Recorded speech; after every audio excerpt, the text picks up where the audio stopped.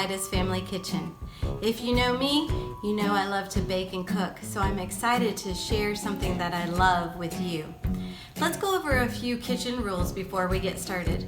First, remember to go grab a parent to have them nearby, just in case you need a little bit of help. There are some things that we need an adult for. Remember to go wash your hands. I've already washed mine, so I'm ready to go. And then as we head over into the kitchen, we always need to make sure that we gather all of our ingredients together and read through our recipe carefully. Today we're going to be making no-bake cookies. So I've actually already pulled together all of my ingredients and measured them. We're going to need butter, milk, sugar. I decided for the sugar I'm going to use a little bit of brown sugar and a little bit of white sugar to give it an extra added flavor.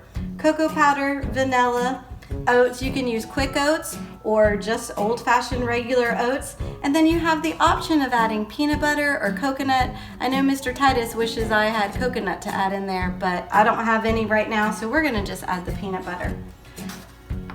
So to go ahead and get started, I do want to explain how we should measure. I have my measuring cups and my measuring spoons here, and measuring is a very important thing in cooking.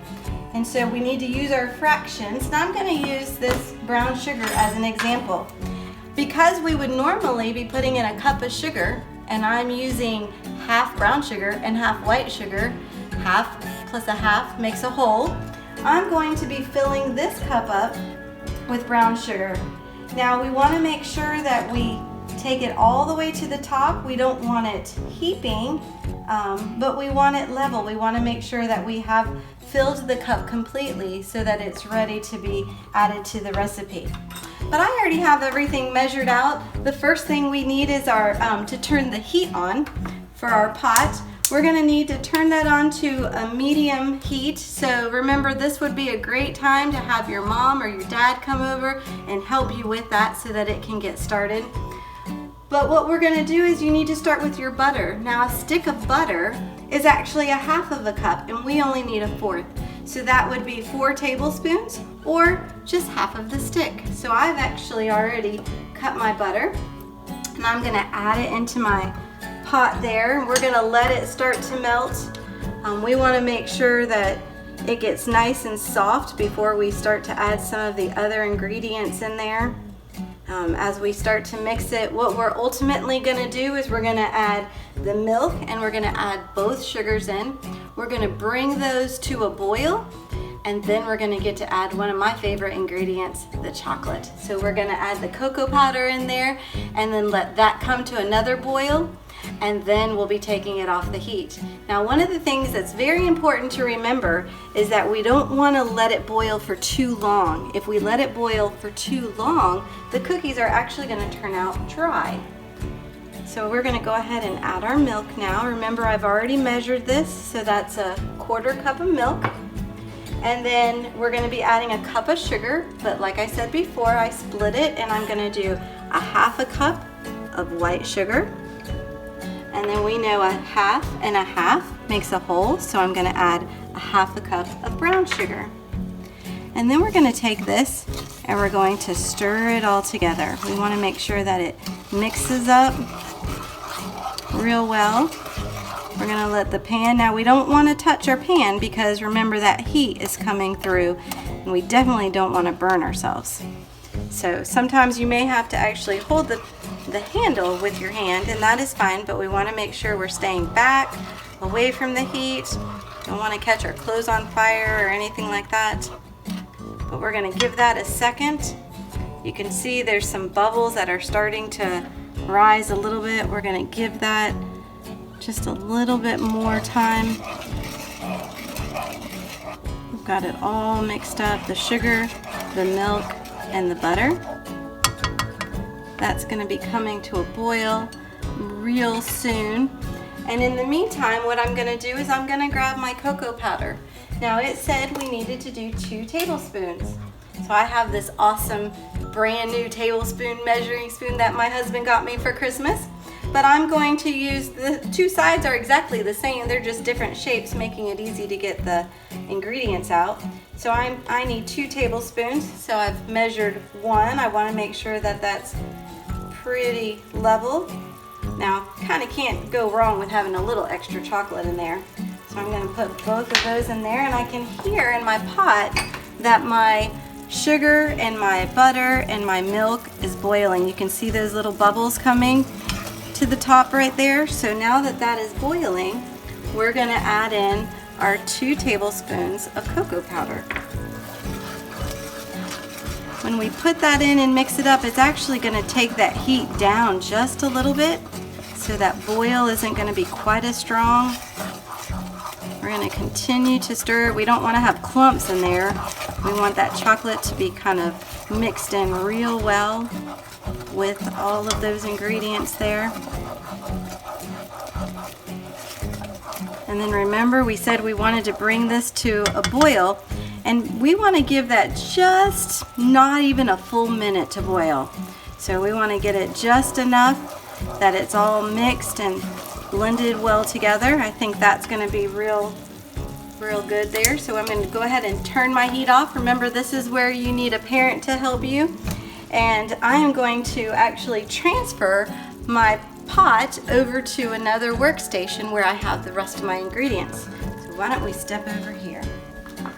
So now I'm not putting this pot directly on my counter, because if I did that, that would actually burn my counter. So I have a hot plate here ready and waiting. And the next ingredient that we need to add is a teaspoon of vanilla. So just like that tablespoon I had over there, I'm going to take my vanilla extract and I'm going to very gently and carefully pour it so that it's to the top, and I'm going to pour that in. I'm going to add my top so I don't knock it over. And then we're going to add the oats. It called for 1.5 cups of oats. I've already measured that out. So I'm going to pour those in. And remember, we have those optional ingredients. We could stop right there, or I'm gonna go ahead. We love peanut butter in our house. Now, if you're allergic to peanut butter, you definitely wouldn't want to be adding this. But I'm gonna go ahead and add that peanut butter. And then I'm going to work on stirring this all together. You want to make sure that you're coating all of the oats, that peanut butter is getting separated in this mixture so that it kind of balances out. This is looking really delicious to me. So once we have that all mixed up, we are almost done. So I'm going to set this off to the side. The last thing that we have to do is place it on our pan. So you're going to want to use some sort of spoon. I have this great cookie scoop here. You could use 2 spoons to help you with this, but basically we're going to reach in here. We're going to take a little clump of cookie and we're just going to drop it in there. These are why they call no-bake cookies. We're going to continue to put them. Now, I took my pan and added some parchment paper. You could use wax paper, or you really could put it directly on the pan. It's just by having the parchment paper, it comes off a little bit easier. So we're going to continue to put these little cookies. If you want to make them bite-sized, you could just make your cookies just a little bit smaller. If you just want to have kind of like a little nibble, you can have some real small little cookies. But of course, if you were in my family, you're going to want a nice big cookie. So we're going to continue to space these out. Now you might be tempted to use your fingers to put these cookies on the pan, and if you do, that's fine because your hands are washed. However, what we want to make sure that you do is you don't put your hands in your mouth after you do that. We want to make sure we're putting healthy, clean cookies on our tray. So we're going to continue to do that. Once you fill up one tray, you can grab another tray to go ahead and fill those cookies up. We're going to wait about 30 minutes. If you're really hungry, you could stick them in the refrigerator to speed this process up. But we're going to wait about 30 minutes, and then these cookies are going to be ready for us to eat. I'm sure they're going to be delicious. So we waited about 15 minutes, I would say. These actually got done a little quicker than I was expecting, but we are able to scoop them off and put them on this plate. I know my family is anxiously waiting to get to try some of these cookies. I'm gonna go ahead and take a bite.